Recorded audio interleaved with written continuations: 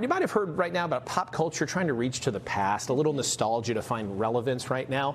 Well, a bookstore staple from the 90s is making a big comeback. Yeah, a lot of people do love a bookstore, and Barnes & Noble plans to open 4 new bookstores in the Chicago area.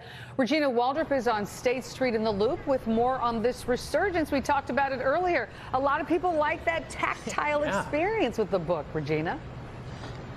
That's right, Marion, and the new bookstore is slated to open here at 190 North State Street later this year. Retail experts say brick-and-mortar bookstores, they are back. But today I also paid a visit to a small independent bookstore. It's a strong sign for Chicago's book scene. Barnes & Noble set to open 4 new locations this year. A really exciting time for us. And again, we were in Chicago, and then we did not have a store in Chicago for many years, or a proper store in Chicago. And now we're back. The State Street store will span more than 30,000 square feet. Stores also on tap for Oak Park, Hyde Park, and a new space at Westfield Old Orchard Mall in Skokie. You know, coming out of the pandemic, there was a resurgence and a renewed interest in reading, and we have just been buoyed since then.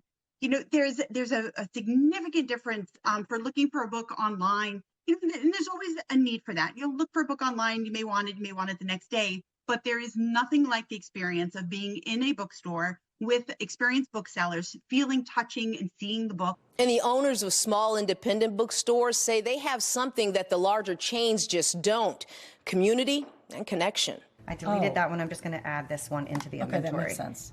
In Oak Park, the Book Loft on Lake Street, it's located not too far from the soon-to-open Barnes & Noble.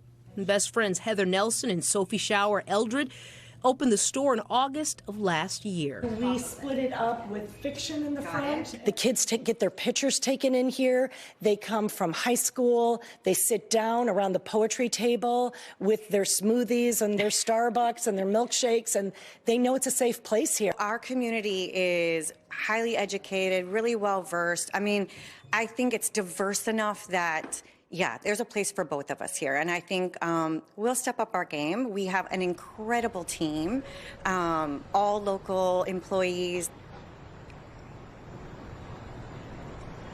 They also say they believe there are enough book readers to go around. And so what is drawing people into the brick-and-mortar stores?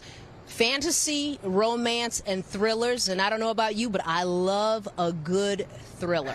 That's the latest from State Street. Now back to you. I'm just excited that there's more of them that will be around because there's been so many that have closed over the years. And when you develop a love of reading, you just go to any store that gives you what you want for that. Yeah. That escapism is what I'm hearing, though, in those themes. There you go. Regina, thank you so much. Thank you, Regina. Get that.